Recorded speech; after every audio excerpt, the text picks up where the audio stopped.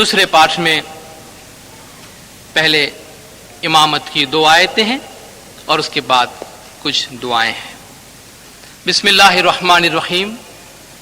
یا ایھا الذین آمنوا اطیعوا اللہ واطیعوا الرسول واولی الامر منکم۔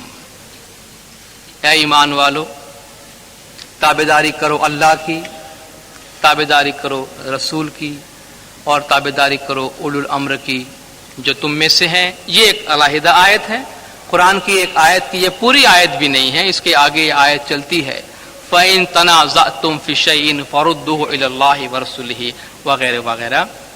اور اس کے بعد ایک دوسری آیت جو سورہ یاسین کی آیت ہے، إِنَّا نَحْنُ نُحْيِي الْمَوْتَى وَنَكْتُبُ مَا قَدَّمُوا وَآثَارُهُمْ وَكُلَّ شَيْءٍ أَحْصَيْنَاهُ فِي إِمَامٍ مُبِينٍ۔ یہ باتیں اس لیے عرض کرتا ہوں کہ ہمارے ذہن میں رہے کہ یا ایھا الذین آمنوا سے آیت شروع ہو کے وَكُلَّ شَيْءٍ أَحْصَيْنَاهُ امام مبین پہ ختم نہیں ہوتی، بلکہ یہ 2 بالکل جداگانہ آیتیں ہیں، لیکن چونکہ ہماری دعا میں ہمیں وقت کا بھی خیال رکھنا پڑتا ہے، اور جو باتیں ہمارے عقائد سے، ہمارے بنیاد سے نزدیک ترین ہو، ہم ان آیات کو چن کے اس میں ڈالتے ہیں جیسا کہ مولا کی مرضی کے مطابق ہے۔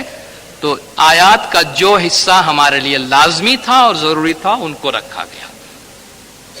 قیامت تک کے آنے والے انسانوں سے اور مومنوں سے مخاطب ہو کے خدا کہتا ہے کہ اے ایمان والو، یہ پیغام صرف نبی صاحب کے زمانے کے لوگوں کے واسطے نہیں ہے۔ قرآن شریف کوئی اخبار تو ہے نہیں، یہ اخبار ہے۔ قرآن شریف کوئی نیوز پیپر ہے کہ بھئی کل کا کوئی خبر اگر چھپی ہے تو آپ اس کو پڑھتے ہیں تو ذہن میں رکھتے ہیں کہ بھئی یہ کل کی خبر ہے۔ قرآن شریف ایک دائمی پیغام ہے، خدا کا پیغام۔ ومن اصدق من اللہ قولا، خدا سے بڑھ کر سچ بولنے والا کون ہے؟ اور وہ قرآن آج بھی جب ایک مومن کھولتا ہے یا ایھا الذین آمنوا، تو وہ سمجھتا ہے کہ یہ کتاب مجھ سے کہہ رہی ہے، خدا کا پیغام ہے جو مجھ سے مخاطب ہے کہ اے ایمان والو، آدم سے لے کر قائم تک جس زمانے کے اندر بھی تم ہو، خاص کر کے خاتم نبی صاحب سے لے کر دور کے اختتام تک، اے ایمان والو اطیعوا اللہ، اللہ کی تابعداری کرو، واطیعوا الرسول، رسول کی تابعداری کرو، واولی الامر منکم، تم میں سے جو امر کا مالک ہے۔ دیکھیے ریپیٹیڈلی امر کا ذکر کیا جاتا ہے، تم میں سے جو امر کا مالک ہے اس کی تابعداری کرو۔ اللہ کی تابعداری تمام انسانوں کے لیے ہے۔ چوری کرنا ہر جگہ بری بات ہے، گلا غیبت کرنا، لوگوں کا حقوق کھا جانا، یہ ایک ایسی بری بات ہے جس میں مسلم غیر مسلم سب شامل ہیں۔ یہ خدا کی بنائی ہوئی ایک سوسائٹی ہے کہ جس میں سب برابر، اطیع اللہ میں پوری دنیا خدا کی تابعداری، جہاں بھی جو اچھی بات کرتے ہیں وہ اللہ کی تابعداری کرتے ہیں۔ پھر یہ تابعداری تھوڑی محدود ہو جاتی ہے، اطیع الرسول، رسول کی تابعداری کرو جبکہ وہ اپنی شریعت لے کے آئے، جبکہ وہ اپنا پیغام لے آئے، جبکہ خدا کا میسج لے آئے۔ وہ جو کہے ما آتاکم الرسول فخذوہ، جو رسول تمہیں دیتے ہیں لے لو، وما نہاکم عنہ فانتہوا، جس سے رسول تمہیں روکتے ہیں، جس سے منع کرتے ہیں اس سے رک جاؤ۔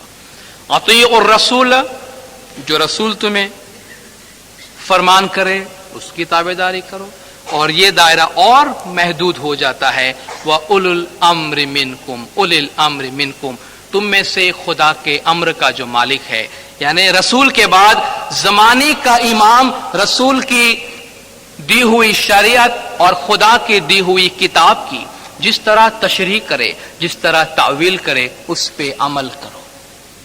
دیندارو، تابعداری، فرمان برداری اسلام کے اندر بنیادی بات ہے۔ یہی بات ہے کہ نبی صاحب کے دور میں بھی جو اسلام میں داخل ہوتا تھا اس سے بیعت لی جاتی تھی۔ یہی وجہ ہے کہ آج ایک ایک اسماعیلی اس بیعت کی رسم کو جاری رکھے ہوئے ہے کہ جب وہ امام کے ہاتھ پہ بیعت کرتا ہے تو کہتا ہے کہ یا مولا آپ کے امر کے سامنے، آپ کے فرمان کے سامنے میرے سارے اختیارات سلب ہو جاتے ہیں، میں کبھی بھی نہیں پوچھوں گا کہ آپ مجھے کیا کراتے ہیں۔ معلومات کے غرض سے سوال کرنا اور بات ہے، شک کے غرض سے کبھی سوال نہیں کرنا چاہیے۔ کوئی اٹھ کے پوچھ دیتا ہے امام جو ہمیں آج مذہب پہ چلاتے ہیں کیا یہ قرآن کے مطابق ہے؟ کوئی کہتا ہے بھئی ہمیں تو ایسا لگتا ہے کہ دیکھو بھئی قرآن کی یہ آیت ہے، کتب علیکم الصیام، تم پہ روزہ فرض کیا گیا۔ امام زمان جس طرح ہمیں چلاتے ہیں یہ تو قرآن کے اس آیت کے برابر نہیں ہے۔ ایک مثال، یا قرآن میں صلاۃ کے بارے میں یا حج کے بارے میں یہ آیت ہے، امام تو ہمیں قرآن کے برابر نہیں چلاتے ہیں۔ تو یہ کہنے والا کیا کہتا ہے؟ یہ کہتا ہے کہ بھائی جتنا قرآن کو میں سمجھتا ہوں اتنا امام نہیں سمجھتا۔ یہ کہنا چاہتا ہے جو شخص امام کی حرکات پہ، امام کی فرامین پر اعتراض کرتا ہے وہ یہ کہنا چاہتا ہے کہ بھائی جتنا میں قرآن کو سمجھا ہوں اتنا خدا نعوذ باللہ مولا نہیں سمجھے ہے، کیونکہ مولا ہمیں اسلام کے مطابق نہیں چلاتے۔ ارے بھائی کیا بات کرتے ہو، یہ وہ ہستی ہے جس کے گھر میں قرآن اترا ہے، بلکہ جس کا کلام قرآن ہے، جس کا فرمان قرآن ہے۔ یہ قرآن کی لکھی ہوئی یہ کتاب سطور عربی زبان میں لکھی ہوئی، ایک بڑے سے بڑا پڑھا ہوا پڑھا لکھا آدمی، عربی زبان کا عالم بھی قرآن کتنا سمجھتا ہے۔ دنیا کی جتنی تفاسیر ہے قرآن کی اٹھائیے، ہر آدمی اپنی اپنی تشریح کرتا ہے۔ اس کا مطلب یہ ہے کہ ہر آدمی کو جو خود سمجھ میں آتی ہے وہ ہے۔ کسی آدمی نے تفسیروں میں وہ ساری باتیں نہیں کی جو پوری دنیا کے علماء اور مفسرین کہتے ہیں۔ کیوں؟ کہ ایک مفسر کو جو بات سمجھ میں آئی وہ دوسرے کو نہیں آئی۔ تو بھائی تم کیا بات کرتے ہو؟ قرآن کا نور، قرآن کا ایسنس، قرآن کی ذات، قرآن کی خوشبو وہ امام کی زبان میں ہے۔ جس کے گھر میں یہ کتاب اتری ہے وہ زیادہ جانتا ہے یا تم زیادہ جانتے ہو جو اعتراضات کرتے ہو؟ تو خدا کہتا ہے اگر تم اللہ کی، رسول کی اور اولو الامر کی تابعداری کرتے ہو تو تمہارے مذہب کو، تمہارے دھرم کو قبول کرنا وہ ہماری ذمہ داری ہے۔ اگر ہم یہ مانتے ہیں کہ ہم نے خدا اور رسول کے بعد اولو الامر کی صحیح تابعداری کی ہے تو ہمارا دل ہمیں گواہی دیتا ہے کہ ہمارے مذہبی اعمال، ہمارے کام کاج خدا کی نظر میں قبول ہوتے ہیں۔ اولو الامر کے بارے میں دنیا کے تمام شیعان علی کا یہ فیصلہ ہے، تمام شیعان علی کا یہ دعویٰ ہے، تمام شیعان علی کا یہ خلاصہ ہے کہ نبی صاحب کے بعد مولا مرتضی علی علیہ الصلوۃ والسلام صلوات اللہ علیہ اور ان کے بعد ان کے اولاد سے ہونے والے امام برحق اولو الامر ہے۔ آج کے زمانے میں جہاں مذہب اور سیاست دونوں کو آپس میں بہت ملایا جاتا ہے، اس اعتبار میں آپ کو ہر ملک کا صدر یا ہر محلے کا مولوی شاید اپنے آپ کو اولو الامر کہہ دے، لیکن دینداروں ایک اسماعیلی ہونے کی حیثیت سے، ایک شیعہ ہونے کی حیثیت سے اولو الامر کا ٹرم کسی کے واسطے بھی استعمال مت کیجیے گا۔ ہمارے نزدیک خدا کے امر کا مالک کوئی عام انسان نہیں ہو سکتا۔ امام زمان خدا کے نص کے مطابق مقرر ہوتے ہیں، اور جس طرح خدا کو کوئی چن نہیں سکتا، جس طرح رسول کا کوئی الیکشن نہیں ہو سکتا، اس طرح اولو الامر کا بھی کوئی الیکشن نہیں ہو سکتا، کیونکہ جس طرح خدا کی تابعداری ہے، جس طرح رسول کی تابعداری ہے، اسی لائن میں اولو الامر کا نام آیا ہے۔ اولو الامر کے بھی لوگ اپنے طور پہ الیکشن نہیں کرتے۔ آج اگر دنیا کے 400 کروڑ عوام نکل پڑے اور کہیں کہ بھئی ہم لا الہ الا اللہ تو مانتے ہیں، محمد رسول اللہ ہم نہیں مانتے، تو کیا محمد کی نبوت ختم ہو جائے گی؟ خدا نے کوئی ہمارے کہنے پہ اس کو نبی بنایا؟ امام بھی اسی طرح خدا کے نص کے مطابق، رسول کے فرمان کے مطابق موجود ہے، اور وہ اولو الامر کا منصب، دعا کے 5ویں پارٹ میں بھی اس کا ذکر آئے گا، وہ امانت ہے، یا ایھا الذین آمنوا لا تخونوا اللہ والرسول، خدا اور رسول کی امانتوں میں خیانت نہیں کرو، یعنی قرآن اور منصب امامت کو ہاتھ لگانے کی کوشش مت کرو، یہ تمہارا نہیں ہے۔ ان اللہ یأمرکم ان تؤدوا الامانات الی اہلھا، خدا تم کو فرمان کرتا ہے جس کی امانت ہے اس کو واپس کر دو۔ قرآن خدا کی امانت ہے، اس کے حوالے کرو جو قرآن جانتا ہے، یعنی صاحب قرآن امام زمان شاہ کریم الحسین صلوات اللہ علیہ، اور رسول کی امانت منصب امامت، منصب اولو الامر، یہ بھی کسی عوام کا حق نہیں، اس لیے کوئی بھی اس کو قبول نہ کرے، کوئی بھی اس کی ڈیمانڈ نہ کرے، کوئی بھی اس کی مانگ نہ کرے، یہ اولو الامر بھی خدا کی دی ہوئی ایک منصب ہے۔ اور اولو الامر کی سب سے بڑی خوبی یہ ہے کہ اس کی تابعداری خدا کی تابعداری ہے، اس لیے اولو الامر کی فرمان برداری میں کبھی بھی تضاد نہیں ہوگا، کبھی بھی اختلافات نہیں ہوں گے۔ دنیا میں اگر آپ کو 100-200 الگ الگ محلے میں، الگ الگ ملک میں اولو الامر مل جائے تو آپ دیکھیں گے ہر اولو الامر جو ہے وہ اپنے طرز کی دعوت دے گا، اپنے طرز کی بات کرے گا، اور امت مسلمہ کے ٹکڑے ٹکڑے ہو جائیں گے، جبکہ خدا اولو الامر کی طرف آنے کے لیے حکم دیتا ہے کہ وَاعْتَصِمُوا بِحَبْلِ اللَّهِ جَمِيعًا وَلَا تَفَرَّقُوا، تم سب مل کے خدا کی اس رسی کو جو اولو الامر ہے اس کو پکڑ رکھو۔ وَكُلَّ شَيْءٍ أَحْصَيْنَاهُ فِي إِمَامٍ مُبِينٍ، ہر چیز کا علم، ہر چیز کا خلاصہ امام مبین یعنی حاضر امام کے نور کے اندر ڈال دیا گیا ہے۔ آشا جی پاتال تنی جے سدھ جے جانے سوہی نر یہاں آیا جی، پرتھوی نہ جنے بندھ جے باندھیا سو نر آوی نے بیٹھا۔ یہ وہ مولا ہے جو آکاش اور پاتال کی بات جانتا ہے، جو ماضی، حال اور مستقبل کی بات جانتا ہے، جس کے اندر تمام علم رکھ دیے گئے ہیں، اس لیے جو ایسا مالک ہے جس میں کل شے ڈال دی گئی ہے، وہ اگر ہمارے مستقبل کے بارے میں کوئی فرمان کرتا ہے تو اس پہ عمل کرنا چاہیے۔ اور اولو الامر کے بعد، اطاعت والی آیت کے بعد اس آیت کو رکھنے کی ایک اور حکمت یہ ہے کہ جب تم کو اولو الامر کی تابعداری کرنے کو کہا جاتا ہے، اس لیے کہا جاتا کہ اولو الامر یعنی امام مبین کے اندر سارا علم ہے، اس لیے اس کی تابعداری میں، اس کی فرمان برداری ہی میں تمہارے لیے نجات ہے، تمہارے لیے فائدہ ہے۔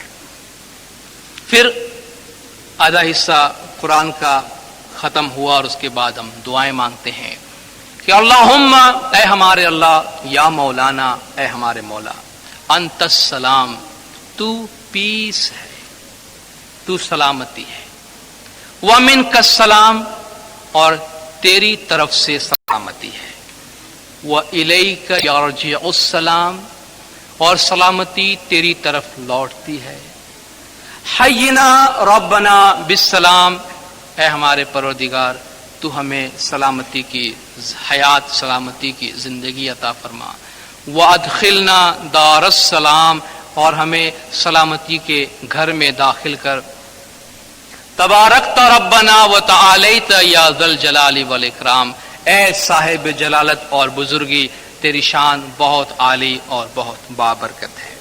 اس پوری دعا کے اندر جو خاص بات ہے وہ ہے سلام، السلام، سلامتی، ایک ایسی کیفیت، ایک ایسی حالت جس کو پوری دنیا ڈھونڈتی پھرتی ہے، پیس، امن، سکون، راحت۔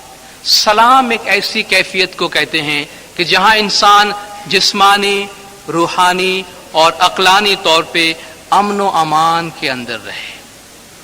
اور کتنی خوبی کے ساتھ کہا جاتا ہے کہ اے اللہ، اے ہمارے مولا، پہلی بات تو یہ ہے کہ تو سلام ہے، تو السلام ہے، جو خدا کا ایک نام بھی ہے قرآن میں، تو سلامتی ہے اور تو سلامتی کا گھر ہے۔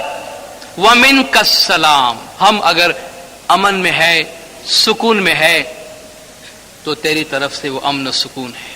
وَإِلَيْكَ يَرْجِعُ السَّلَامُ، جس طرح خدا سے آنے والی ہر چیز خدا کی طرف رجوع کرتی ہے، اس طرح تیری طرف سے آنے والی سلامتی ساری کائنات کو اپنے لپیٹ میں لے کر تیری طرف واپس لوٹتی ہے۔ یا زمین و آسمان میں سے کوئی بھی چیز جب سلامتی طلب کرتی ہے تو وہ تیری طرف رجوع کرتی ہے، تیری طرف واپس آتی ہے۔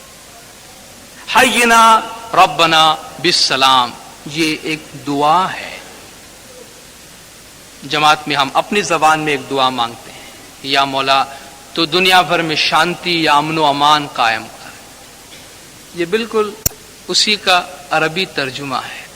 جس طرح ہم ہر روز دعا مانگتے ہیں، یا مولا تو گد جماعت یہ مشکل آسان کر، ٹھیک ہے، یہ ہم ہر روز دعا میں پڑھتے ہیں، وہ سہل امورنا، اور ہمارے کام کو آسان کر دے۔ حینا ربنا بالسلام، اے خدایا ہماری زندگی کو تو سلامتی سے بھر کے رکھنا، وادخلنا دار السلام، سلامتی کے گھر میں ہم کو داخل کر۔ سلامتی کا جو گھر ہے وہ امام زمان کا نور ہے۔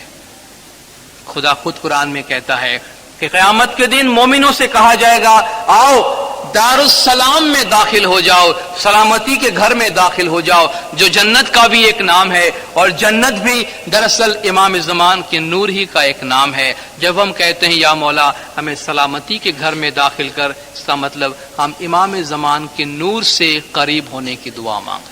تبارکت ربنا و تعالیت، اے ہمارے پروردگار تیری بڑی برکت ہے، تو بہت بابرکت ہے، تو ہمیں برکت دے۔ وہ تعالیت، اور تیری شان بہت عالی ہے، یا ذل جلال والاکرام، اے جلالت اور بزرگی والا۔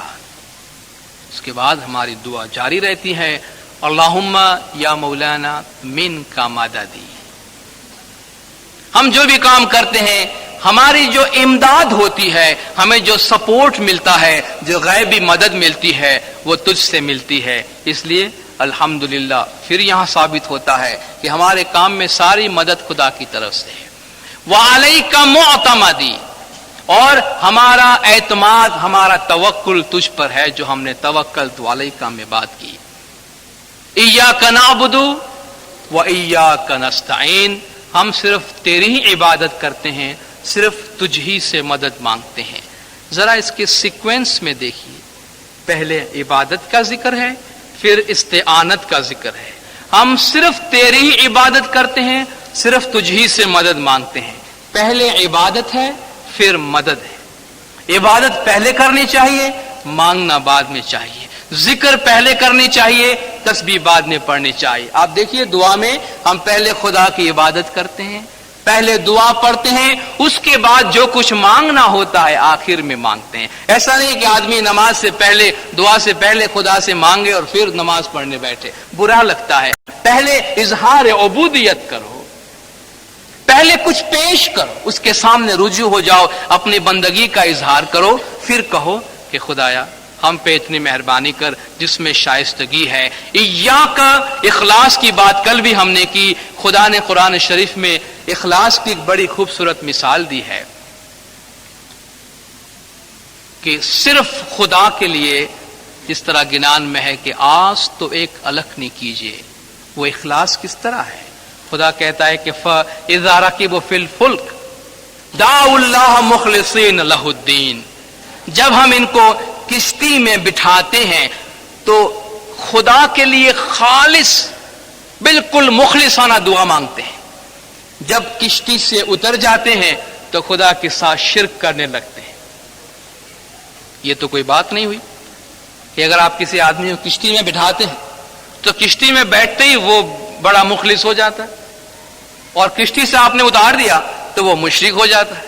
نہیں، خدا نے انسانی فطرت کی بات کی کہ اگر ایک انسان کشتی میں سوار ہو کے جاتا ہے سمندر میں، دریا میں، اور اس کو یقین نہیں ہوتا کہ وہ صحیح سلامتی کے ساتھ کنارے پہنچے گا، کیونکہ اس زمانے کی بات ہے کہ جب کشتی کے سوا اور کوئی سفر نہیں تھا، اور جب مجدار میں پہنچتا ہے اور طوفان آنے لگتا ہے، پہلے تو جب کشتی میں ہوتا ہے تو کشتی پہ اس کو اعتماد ہوتا ہے، کشتی پہ بھروسہ ہوتا ہے، ملاح پہ بھروسہ ہوتا ہے، ہوا پہ بھروسہ ہوتا ہے۔ لیکن جب دریا میں طوفان آئے، ہوا اپنا رخ بدلے اور قدرت اپنا تیور بدلے تو ملاح بھی بھول جاتے ہیں، کشتی کی بناوٹ بھی بھول جاتی ہے، اور ہوا کو بھی بھول جاتا ہے۔ کہتے ہیں خدایا ہمیں بچانا، ہم کبھی ہوائی جہاز میں سفر کرتے ہو، ایئر کرافٹ میں ہو اور 10,000 میٹر کی بلندی پہ جا رہے ہو، اور وہاں ہم سے کبھی کیپٹن یا پائلٹ یہ کہہ دے کہ بھائی اور بہنوں بہت زبردست تکنیکی خرابی ہے اور ہم کسی وقت بھی گر سکتے ہیں، تو اس وقت ہماری کیا صورتحال ہوگی؟ اس کو اخلاص کی، اس وقت سب بھول جائیں گے، سب کچھ بھول کے کہ یا مولا ہماری رکشا کر، یا مولا ہماری حفاظت کرنا۔ خدا کہتا ہے یہ دعوا اللہ مخلصین لہ الدین، للہ الدین الخالص، اپنا دل خدا کے لیے خالص کر دو۔ اس وقت انسان مخلص ہو کے خدا کو یاد کرتا ہے۔ لیکن جب سیف لینڈنگ ہو جاتی ہے یا طوفان تھم جاتا ہے اور کنارے پہ آ جاتا ہے، تو کہاں کا وہ مخلصانہ دعا اور کہاں کا خدا؟ پھر انسان دعا تو مانگتا ہے، خدا کو یاد بھی کرتا ہے، لیکن وہ کیفیت نہیں رہتی، وہ کیفیت نہیں رہتی۔ خدا اس کیفیت کی قدر کرتا ہے۔ ایاک نعبد، اس مقام کو حاصل کرنا بہت مشکل ہے۔ ایاک نستعین، اس مقام پہ پہنچنا بہت مشکل ہے، جو انبیاء اور اولیاء کا کام ہے، لیکن مومنوں کو محنت کرنی چاہیے۔ یا علی بلطفک ادرکنی، اے علی اپنی مہربانی سے، اپنے لطف سے تو ہماری مدد کو پہنچ۔ یہ دعا ایسی دعا ہے جو حضور اکرم صلی اللہ علیہ وآلہ وسلم صلوات اللہ علیہ نے خود ہمیں سکھائی ہے، اور اسی دعا کے طفیل، اسی کی وجہ سے ہمارا جو سلام ہے وہ بھی ایسا ہے کہ ہمیشہ علی کی مدد ہمارے ساتھ رہتی ہے۔ یا علی مدد، جواب ملتا ہے مولا علی مدد۔ ہمارے سیرین بھائی جو ہے ان کو کبھی یا علی مدد کہا تو بڑی خوبصورتی سے مولانا علی مدد بولے کہ جو سننے میں بڑا مزہ آیا کہ یا علی مدد، مولانا علی مدد، کہ ہمارے جو مولا ہیں علی وہ تمہاری مدد کریں۔ یا علی بلطفک ادرکنی، لا الہ الا اللہ محمد الرسول اللہ، علی امیر المؤمنین علی اللہ، مولانا شاہ کریم الحسینی الامام الحاضر الموجود۔ یہ ہمارے طریقے کی، ہمارے فنڈامنٹلز کا اعلان ہے، ہر روز ہم کرتے ہیں کہ ہمارا عقیدہ کیا ہے؟ سیدھا سادہ 4 جملے کے اندر، لا الہ الا اللہ، اللہ کے سوا کوئی معبود نہیں، محمد الرسول اللہ، محمد خدا کے رسول ہے، کم از کم اتنے کے بعد کوئی ہمیں کافر نہیں کہہ سکتا ہے۔ اتنا یقین رکھیے گا دیندار، دنیا چاہے کچھ بھی کہے، یہ 2 جملے جو ہیں وہ ہمیں مسلمان کہلانے کے لیے کافی ہے، بہت کافی ہے۔ کہ کسی کو مسلمان ہونے کے لیے یہ 2 جملے ہی کہنے پڑتے ہیں، لا الہ الا اللہ محمد الرسول اللہ۔ ہم اس سے آگے ہمارا سلسلہ جاری رہتا ہے رسول کے بعد، علی امیر المؤمنین علی اللہ، امیر المومنین، مومنوں کے سردار مولا مرتضی علی اللہ کے علی ہیں، اللہ کی طرف سے علی ہے۔ یہاں بھی بات ختم نہیں ہوتی، یہ تو ہمیں شیعہ کہلوانے کے لیے کافی ہے، ہم تو اس کے آگے جاتے ہیں، مولانا شاہ کریم الحسینی، ہمارے مولا شاہ کریم جو امام حسین کی اولاد سے ہیں، الحسینی الامام الحاضر الموجود، مولانا شاہ کریم الحسینی الامام الحاضر الموجود۔ مولانا شاہ کریم الحسینی ہمارے حاضر اور موجود امام ہیں۔ اللہم لک سجودی و طاعتی، اے اللہ ہمارے سجدے اور ہماری تابعداری تیرے ہی لیے ہے۔ دیندارو، آج ہم یہاں ختم کرتے ہیں، انشاءاللہ دعا کے باقی 2 پارٹ کل اور دوسرے 2 پارٹ پرسوں مولا کی مہربانی سے پورے کریں گے۔ خدا و نور مولانا شاہ کریم الحسینی حاضر امام گج جماعت کے علم و حکمت میں برکت دے، مولا گج جماعت کی تمام گناہ معاف کرے، سب کی نیک امیدیں پوری کرے، ایمان سلامت رکھے، سکھی سلامت آباد رکھے، دیدار نصیب کرے۔ صلوات پڑھے دیندار، اللہم صلی علی محمد۔